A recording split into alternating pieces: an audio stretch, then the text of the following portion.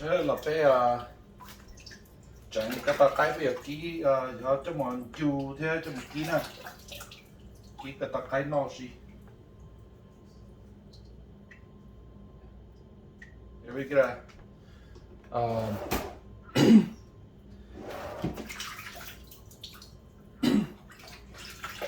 we got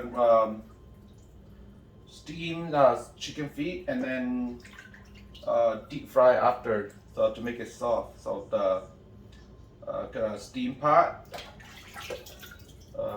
the chicken feet until you get soft tenders, and then we gotta put seasoning on it and then gotta deep fry it. So let's watch together.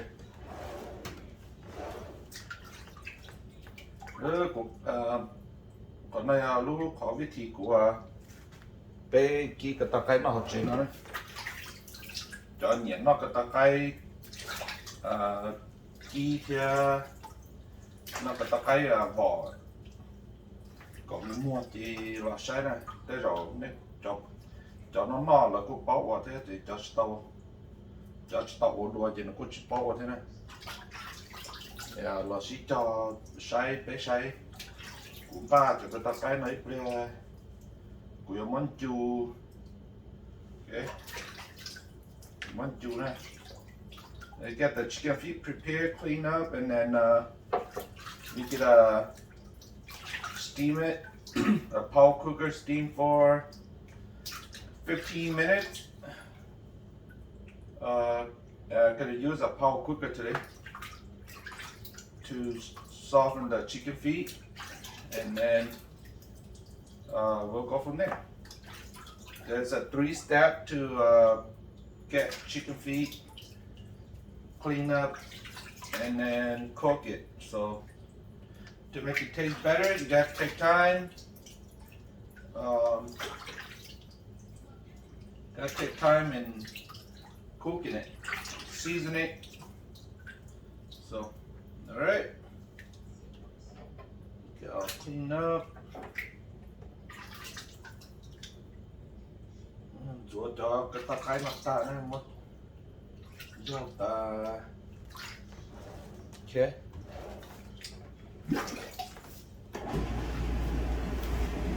cho đến đây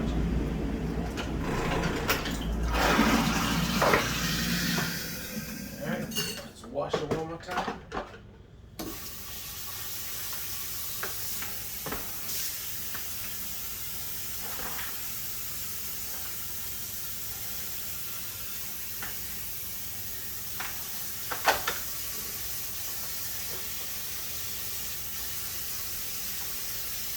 Go get the Paul cooker.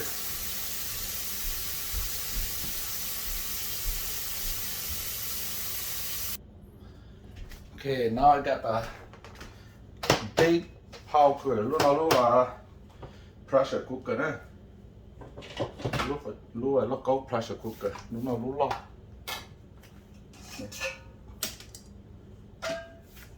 Ô, chết cho cái lò rồi chứ.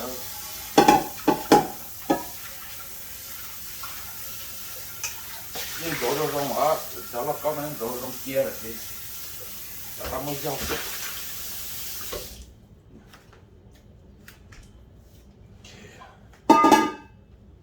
Set fish over here.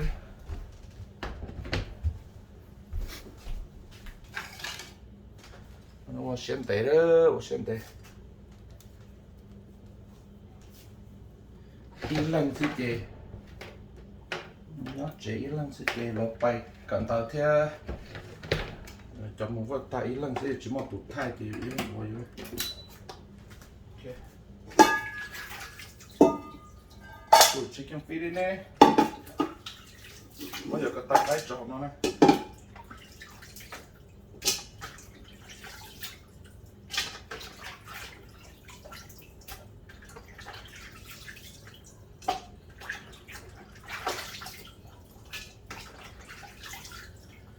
Bây giờ cái tay trộn nó thì món chu lúc nào có con chu nè, lúc nào phao lúc pressure cooker lúc anh chu cái cũng nó có mua xay nó tao nó xay này lúc nào có chu bây giờ họ chưa trúng cân lúc là câu trúng cân á thì mình có cho họ nói thì mình nhưng ít là của mặt mình cho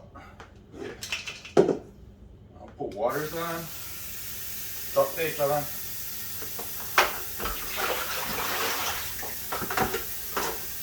cho cái là họ chỉ mà cho tê cho có thể xí lên đâu mà chứ cho tê chỉ có cho cả nhát kia để cho cái xem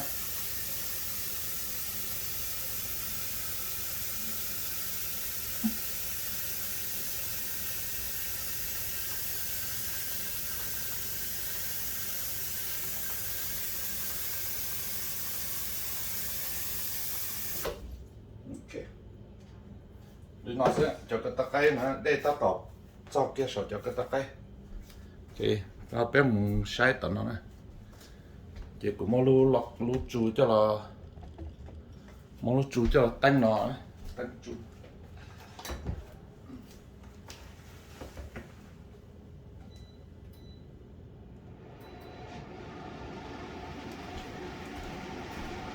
trời cho cái nó không xứ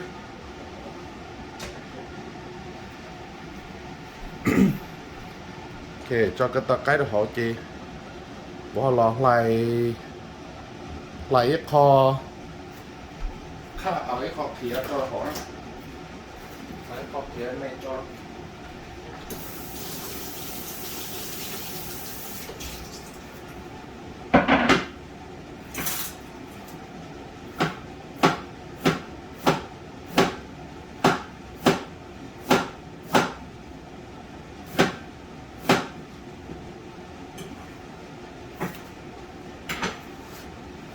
Now just pour a little bit of gingers. Okay, that's it. No salt, no nothing. Okay. Put the lid back on. Cho lúc hậu đồ xin ạ, nó chị. Lúc nó dùng các cái vậy có những các cái cho lấy qua cho nó để có chịu quá chịu nó. So right now we do a chicken.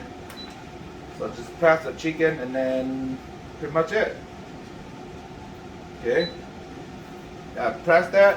Nhẹ lúc nó nhẹ lúc cái nó sẽ chỉ mình phải phá nó kia nó cỏ là thì.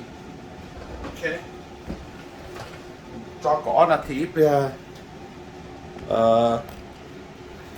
ta cỏ là thì hiện sẽ thì mà đi thâu tàu là cái mà đi vô đó thì ó nè nếu cho họ có món chu và nó mua là chỉ thất khó thì ít bên mất thâu tàu là chỉ cho non chu là mình nhưng nó to thì sẽ mà tôi nhẹ nó kỹ là chỉ mất thâu cho là kỹ là lần tu là kỹ còn đó đấy bây cỏ là thì chọn cái nữa xía nó chỉ cũng mà là thay đó đấy thì mà đi chắc là thay thì lại cho của mất ký vô đi chọn này ba xe bây chắc là sao cho nó họ cho giúp cái xía này now the chicken feet is ready it's cooked super soft now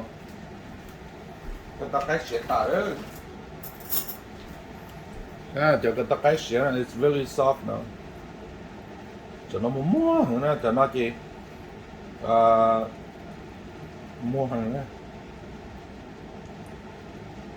xía hàng nữa cho nó mà mua hàng cho nó chỉ có trâu dễ trâu no sau lên tàu này nè ok bây giờ mua cho nó cho nó xía mua hàng chi bây giờ mất thâu tờ đó mới giờ cái cái thâu tờ trong đó thì bây giờ to số lọt đó đấy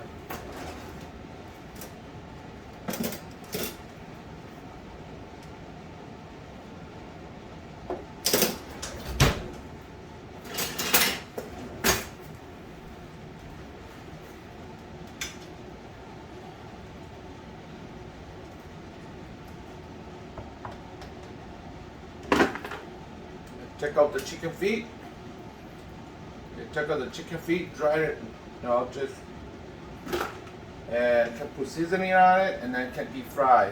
Okay. Mỗi chỗ có cái thau tàu lấy tê chị. Đo tàu cho chú của Maria đo cho chú lại cho lòng phong đầu nó này. Đo chú lòng phong đầu nó chị. Mà một ký đó. Ít cho thì cũng chỉ cũng ký in đá chỉ ký. Đo có hôm là ít chú lòng nó thì in đá chỉ ký ít cho nhẹ nó chỉ ký cho nhẹ nó ký.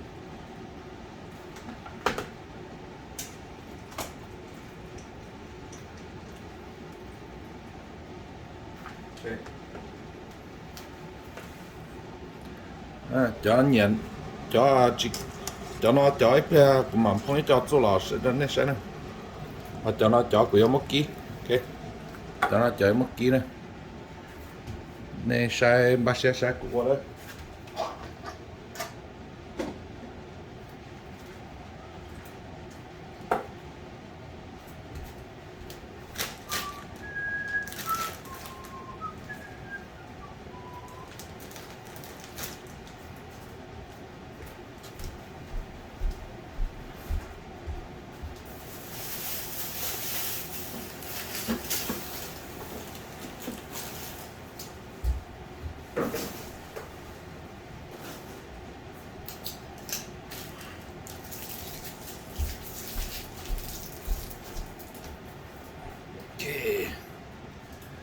Pela sẽ tận nó, ôn là nó này.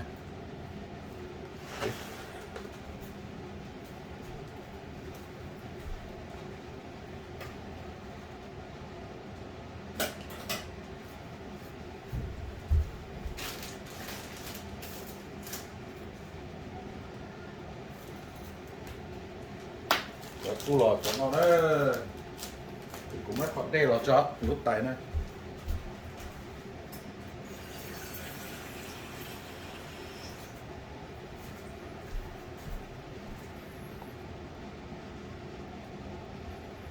Okay. Cho khó đêm mê cho khó đêm mê không ạ?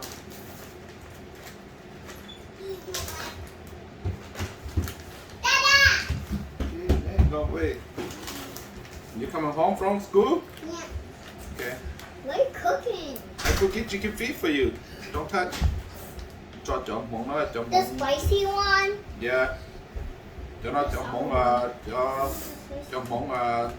cho món số lấy cho kỹ vào cái này. Chicken flour. This is a chicken flour. Fried chicken flour mix. I didn't put it in. Hazel, this thing is weak. This thing is weak. How's school, you two? Good. Not good.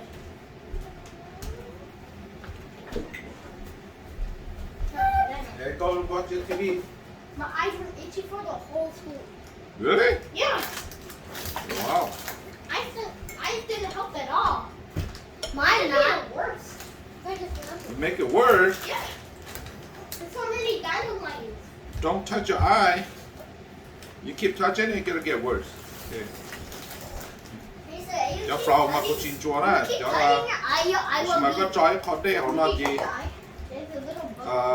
có mà cho mẹ cho mình chỉ đó chỉ có đo nó cả tàu cho qua, cho nhìn nhìn chứ. Okay. Giờ có món chua tức con chua chỉ nhớ là cho cái sẽ có con tàu hỗ trợ cho công ty cái sẽ, thế cho cái sẽ có con tàu hỗ trợ đó, họ của gì, in là chỉ tàu, cho họ tiền của chế cho chị ít cho chị cho nó cho món món bê xíu nè, món sú rõ xíu. Okay.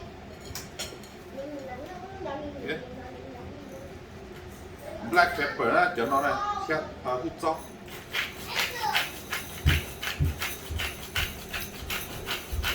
Do you like spice? Put a little bit more. Hey, stop. Let me give you a cup. Hey, stop fighting. I'm recording. It's my cup. Okay. What dog, huh? cho món xuống lẩu đó, cho nó cho món chiên các con vịt tây này. Ok. Có món lẩu đó.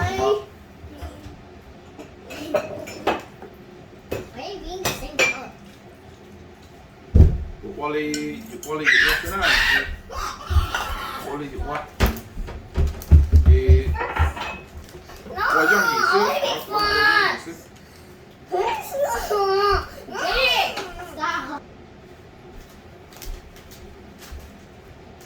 Thì cho kho cho nó cho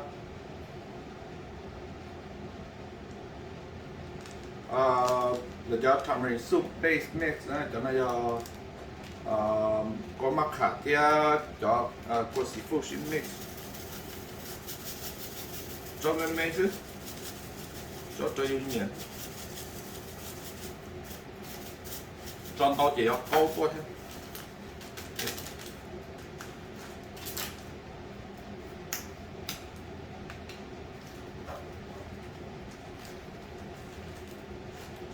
Cũng mà cũng nhớ cho chỉ món lát na lát seasoning, okay, lát seasoning.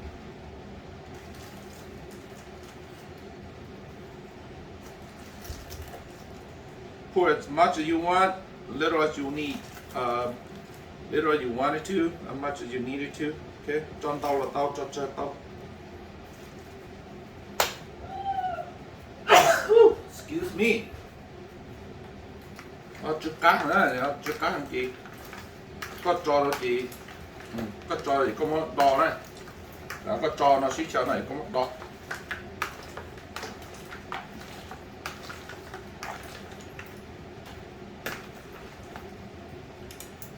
Đo có lỡ xí xíu thay thì có một móc chí.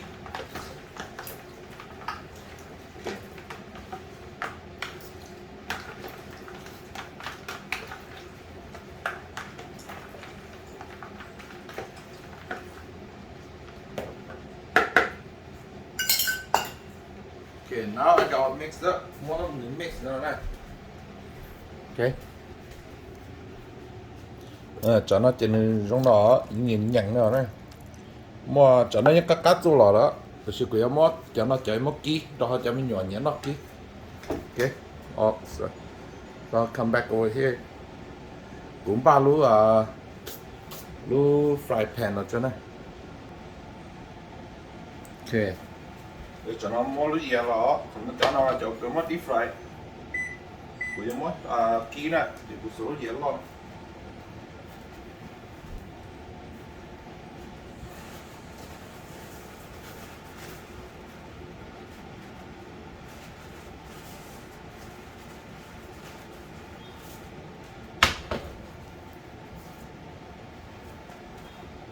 Cho đâu nè.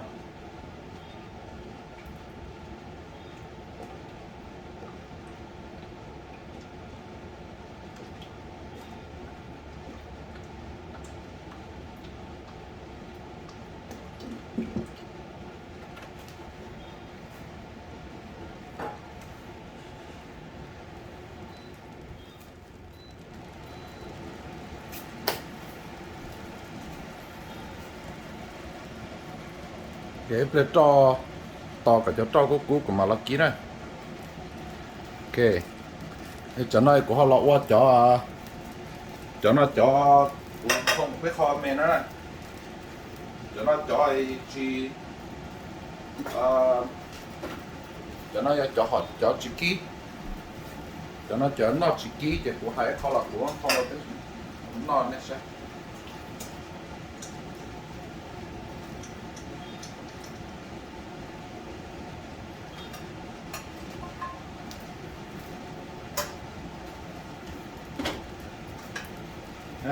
lúc tay nó tao tay nó chỉ lọt các lọt bên nó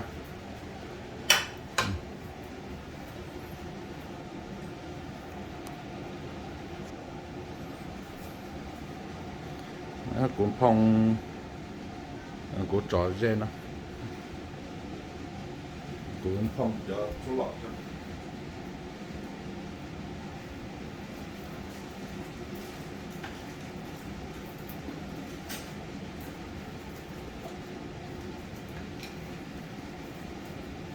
không cho món la nó xứ ok không cho nó xứ nếu cho nó mày ăn những các can bao giờ này cũng không cho là cho la năm tộc nó xứ này món la năm tộc nó không phong nó chỉ nó xứ đó ô trong gì xứ nhẹ nó chỉ phong nó xứ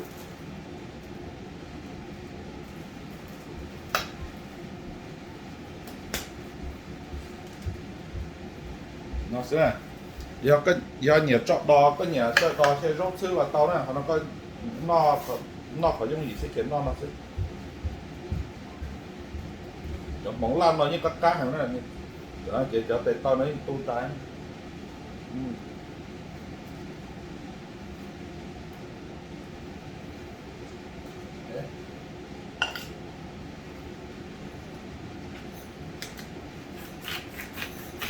black pepper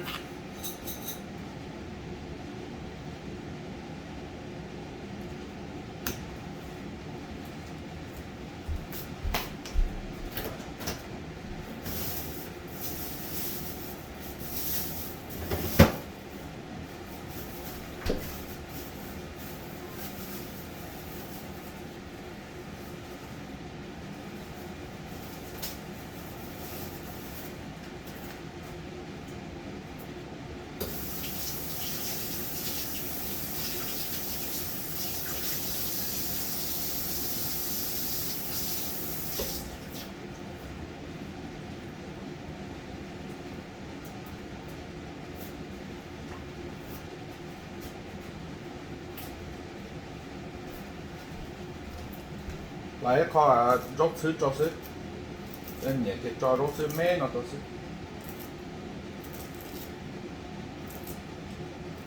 và chỉ cho nhẹ chọn bao rồi thì nó chỉ cho rốt xứ nó còn trừ rốt xứ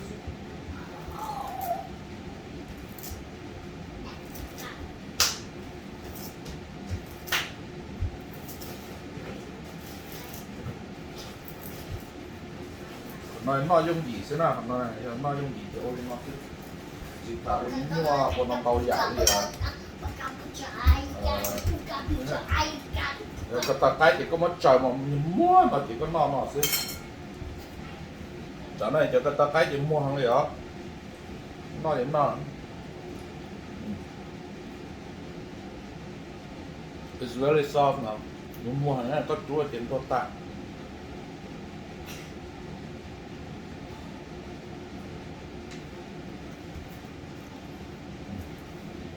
mua hàng gì đó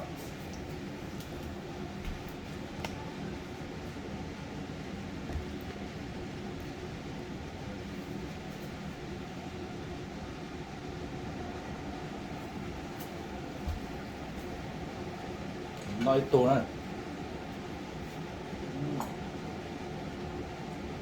con phong chở món lan chỉ nó chở nó mặc món la và nắn tổ nó mà đừng chỉ chở nếu mà có rau mà họ để đừng chỉ đấy họ liền mình chỉ họ tới đào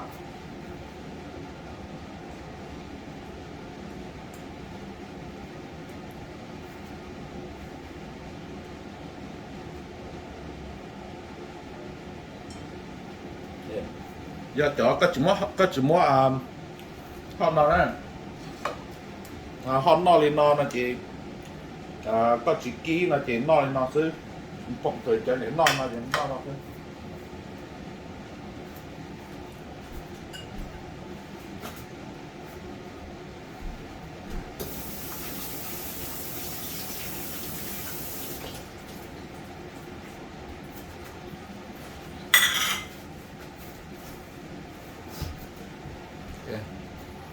để mà họ nó cho nó sẽ nhỏ lón non thì cho nó cho để mà ký nè cho ký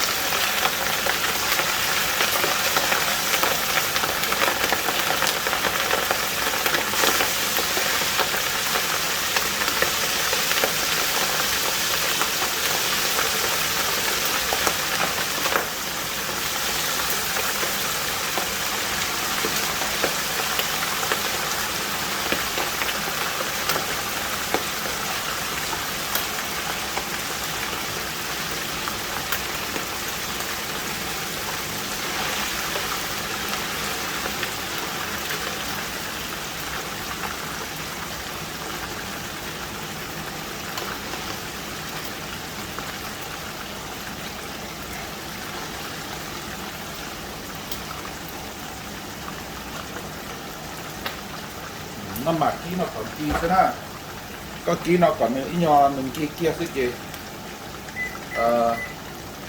móc lại mua đầu tàu xí cho con ấy xíu rồi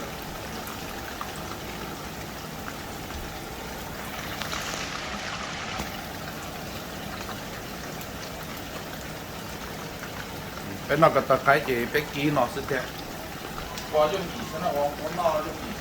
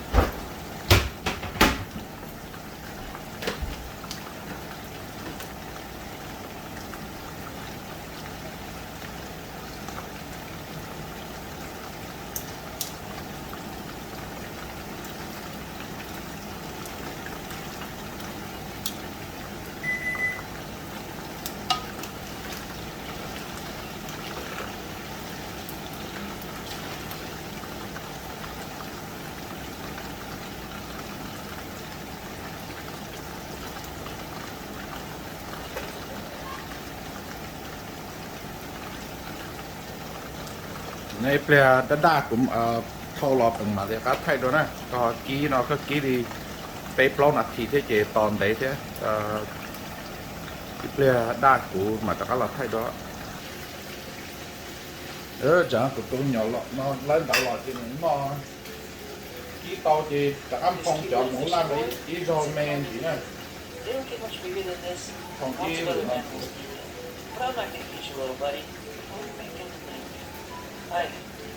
I'll name you friend. I overheard two ships crying. They were both messing. nhẹ có các cá muốn là chỉ trong không ý lượng muốn là gì nè có của cho mình mà lên nó có các cá muốn là các cá thêm chỉ trở nó tàu chỉ trở gì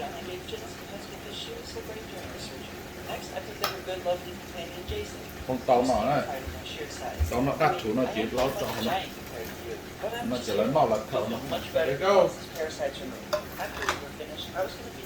is it good bạc cá cá Quit speaking like that. hello mong chỉ có luôn mình cả chỉ có để bạc cá nữa để chạy hầu hết chuyện đó thôi it's good right yeah hey nó có đông tao đó Yep. nè thế tụi nó cái kia nó cái kia cho số lò nữa nhỉ nghe tụi nó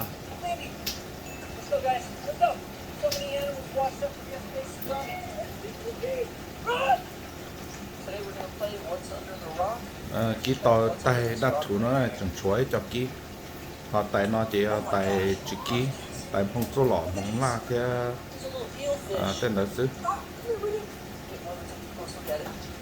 tụi nó chỉ tụ số lò nó chặt tụi nó tụ sản nó chấp lại tụi nó cho cái ta cái nó tan đâu tiêu rồi tụi nó này nên nhà họ cá số lò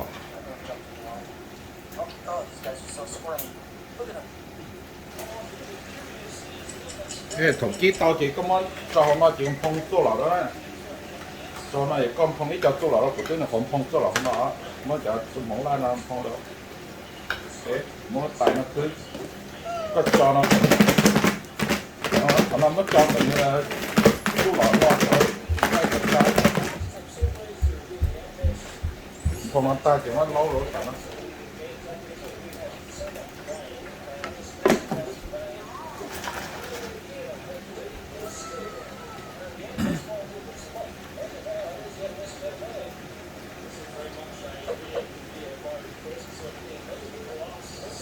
nó sức kia tao nó chỉ mình nhỏ nó sức qua nó cho mình nhỏ mình nhỏ xí nó chỉ qua nó thế này nó cho mình nhỏ lắm nó cho lâu là nhẹ nó thế qua họ nó sức dù qua nó cái tao cái chỗ nó sức với họ chi thế cho nhẹ nó chi cô chi thế chỉ phải cho họ nhẹ nó ký nó thế này thì chừng do ký cái tao cái để thế chỉ cứ ký to in ra nó chỉ thay nó đó nên sai chừng cái thay cả ta họ cho cụ ký nó là do trong cái giả sử chỉ thay khó thầu ô tô xỉa lò nó này cho cái tao cái ký ok họ cho nó cho mua chu cái tao cái chu cho là bằng chu lọ không chu lọ đâu của họ nó sẽ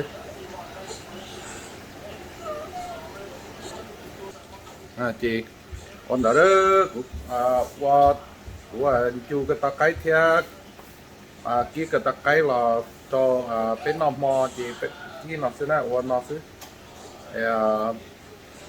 rồi của rau mò qua chị thì cá là mà tất thay đổi này sai rồi đấy phần này kia cái ta cái cho mình nhận nấu xí nè để cho